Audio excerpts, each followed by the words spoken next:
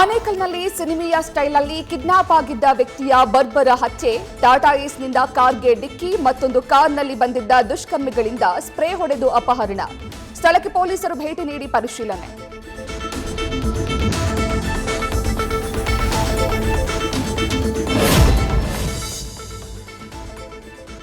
ಷೇರು ಮಾರುಕಟ್ಟೆಯಲ್ಲಿ ಹಣ ಹೂಡಿ ಲಾಕ್ ಆಗಿದ್ದಕ್ಕೆ ವ್ಯಕ್ತಿ ಆತ್ಮಹತ್ಯೆ.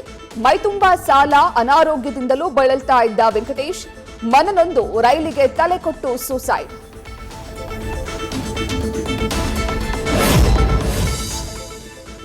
ನೈಟ್ ಟೈಮ್ ಜಾಲಿ ರೈಡ್ ಕ್ರೇಜ್ಗೆ ವಿದ್ಯಾರ್ಥಿಗಳ ಸಾವು. ನಿಂತಿದ್ದ ಟ್ರ್ಯಾಕ್ಟರ್ಗೆ ಹಿಂಬದಿಯಿಂದ ಬೈಕ್ ಡಿಕ್ಕಿ. ಹೊಸ ಬೈಕ್ನಲ್ಲಿ ಜಾಲಿ ರೈಡ್ಗೆ ತೆರಳಿದ್ದ ಇಬ್ಬರು ವಿದ್ಯಾರ್ಥಿಗಳು ದುರ್ಮರಣ.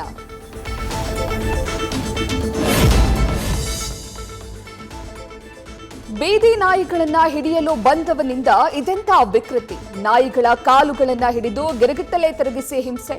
ನಾಯಿಗಳಿಗೆ ಹಿಂಸೆ ನೀಡಿ ಸೆರೆ ಹಿಡಿದವರ ವಿರುದ್ಧ ಕೇಸ್ ದಾಖಲು.